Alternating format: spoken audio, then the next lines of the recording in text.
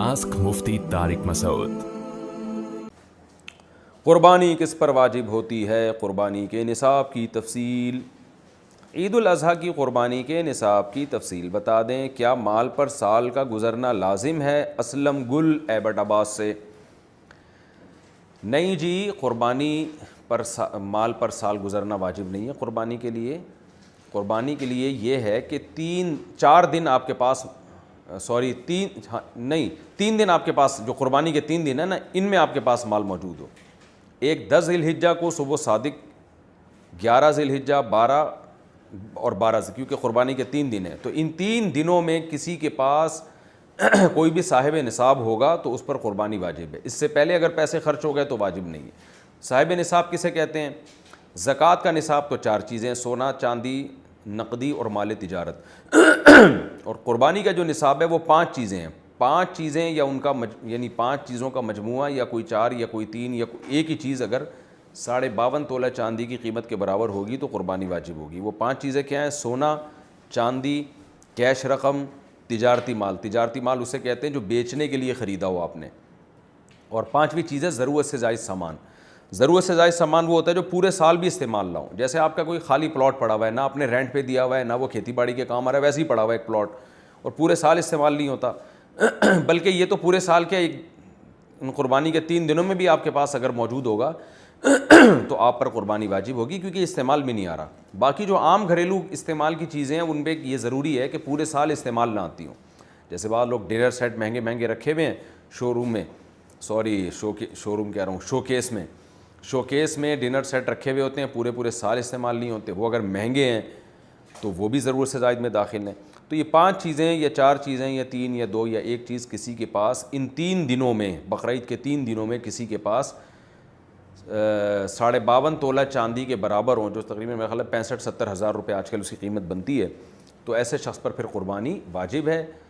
वो बकरा नहीं ले सकता, दुम्बा नहीं ले सकता, तो एक छोटे से बछड़े में हिस्सा ले ले वो, तो इस तरह भी क़ुरबानी अदा हो जाएगी।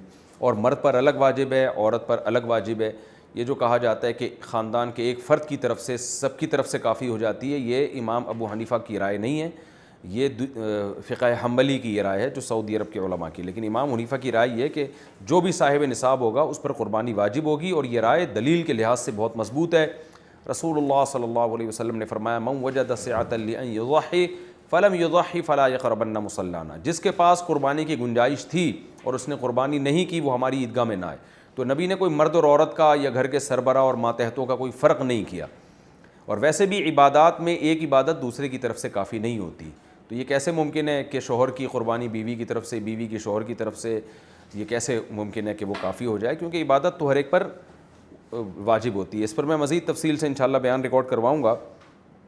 फ़िलहाल तो इतना है कि जो भी साहिब निसाब है उस पर क़ुरबानी वाजिब है। अलबत्ता साहिब निसाब में एक चीज़ का ख्याल आप कर लें कि जो घर का सरबरा है उसके पास ये 52.5 तोला चांदी के बराबर जो निसाब है, तो उसमें से वो कर्ज़ों को माइनस करेगा, और जो गैस बिजली के बिल उसने देने हैं, या जो ज़रूरी राशन आना है अभी घर में, मिसाल के तौर पर आपके पास 52.5 तोला चांदी के बराबर रकम पड़ी हुई है, लेकिन आपका अभी राशन के पैसे, यानी जो ज़रूरी घर का नान नफ़ा है, वो अभी आया नहीं है, और आपको पता है वो इतना आएगा कि मेरे पास बकरा ख़रीदने के पैसे बचेंगे नहीं, तो फिर क़ुरबानी वाजिब नहीं है।